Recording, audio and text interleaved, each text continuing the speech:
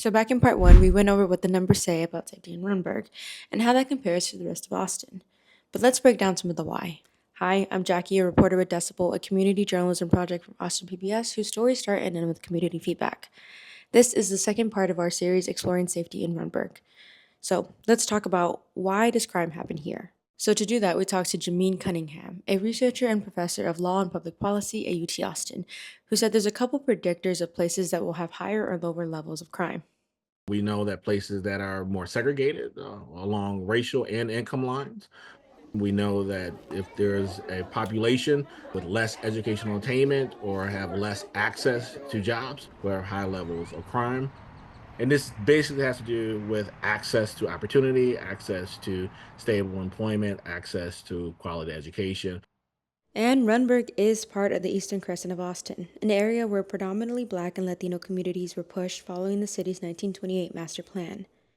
It also struggles with higher levels of poverty. Recent census data shows that the median family income in Rundberg is $50,000 per year. That's well below the city average of over $91,000. The area is also more affordable than other parts of town, making it the best option for many people who, according to Dr. Cunningham, are less likely to call the police. Individuals in minoritized communities, younger people, immigrant groups are less likely to contact the police. Rundberg is one of the most diverse neighborhoods in Austin, and census data backs this up. About half of the residents there speak languages other than English at home. While residents hail from every corner of the globe, there are a lot of residents that come from Spanish speaking communities who, longtime residents like Abel Lopez say, are scared to call for help.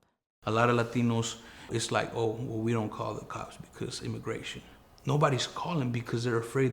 That's a fear that's increased. In recent months, ICE deportations have been more visible. There's been several in Rundberg, with one happening during a traffic stop in front of Dobie Middle School.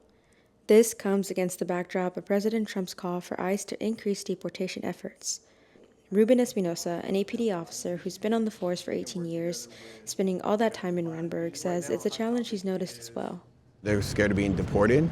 I tell them right off the back is that APD, we don't ask for immigration status. While APD Police Chief Lisa Davis has said before that APD isn't coordinating with ICE, other Texas agencies are. In the last legislative session, lawmakers passed a bill that now requires sheriffs to work with ICE in some capacity. Earlier this year, Governor Abbott ordered the Department of Public Safety to assist ICE with arresting immigrants with arrest warrants, although it's been reported that immigrants with no criminal background have been arrested and deported. We have an area with residents who are more likely to be victims of crime, but less likely to call the police. So how do you make that area safe? Come back for part 3.